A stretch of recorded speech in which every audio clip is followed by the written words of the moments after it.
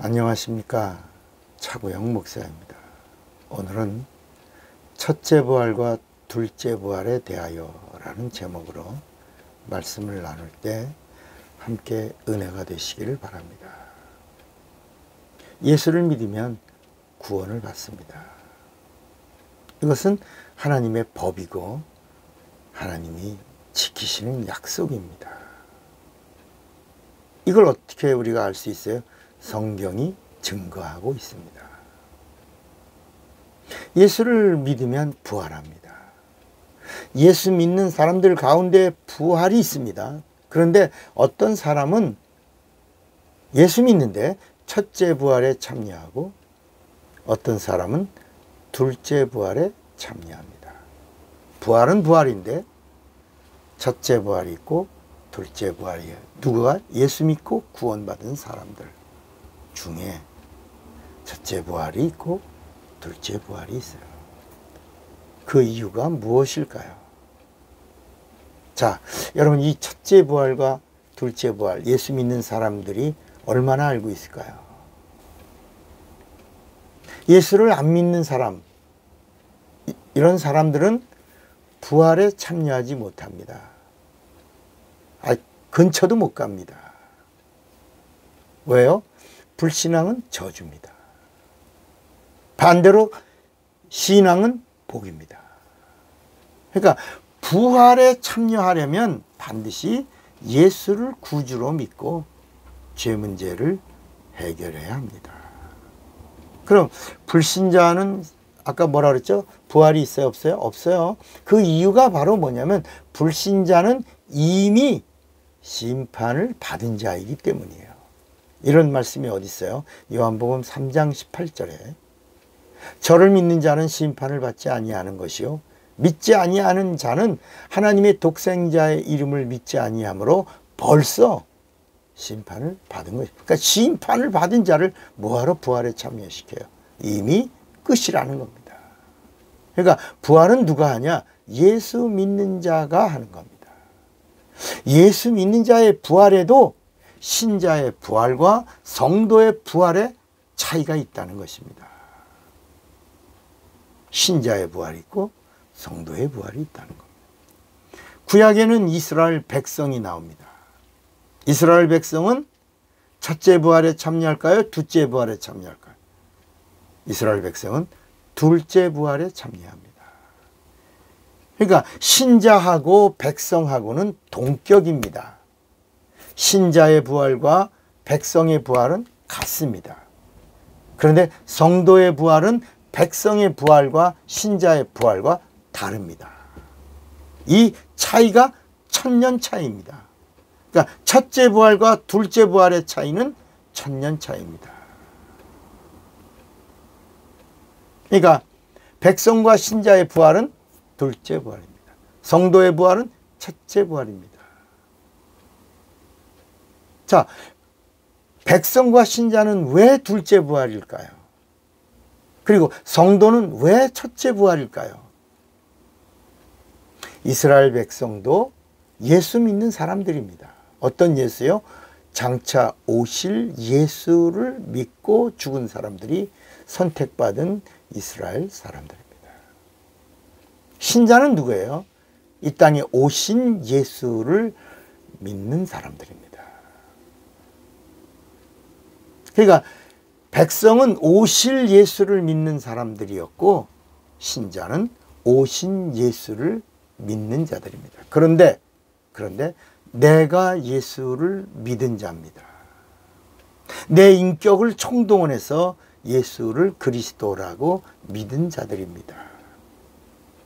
내가 믿었습니다. 내가 회개했습니다. 아직 하나님의 보증이라는 수순이 남아있는 겁니다. 기차를 탔는데, 비행기를 탔는데 아직 표는 샀는데 검표가 돼야 내 자리에 안내를 받는 거죠.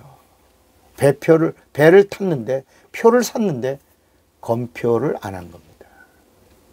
내가 예수 믿고 구원 받았는데 하나님으로부터 검표를 안 받은 겁니다. 그러니까 구원받은 자의 부활은 생명의 부활이고 아직 구원받지 못한 자의 부활은 심판의 부활이라는 것입니다. 이 부분이 육체가 있는 동안에 이루어진다는 겁니다. 그러니까 육체가 있는 동안에 첫째 부활에 갈 거냐, 둘째 부활에 갈 거냐, 하나님의 검증을 받을 거냐, 아니면 예수님이 이 땅에 오신 다음에 검증을 받을 거냐,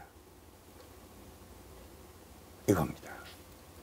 그러니까 육체가 있는 동안에 예수 믿는 사실이 하나님으로부터, 이게 성령입니다. 성령으로부터 보증을 받으면 성도가 되고 첫째 부활에 참여하는 자. 첫째 부활에는 심판이 없다는 겁니다. 이미 성령이 보증하신 겁니다. 죄사함 받은 자다. 예수가 안에 있는 자다. 예수 안에, 내가 예수 안에, 예수가 내 안에. 하나님이 인정했다는 겁니다. 그런데 이 첫째 부활과 둘째 부활의 차이가 1000년 차이입니다. 첫째 부활은 영원한 나라를 향하여 가는 부활이고, 그날에 가라.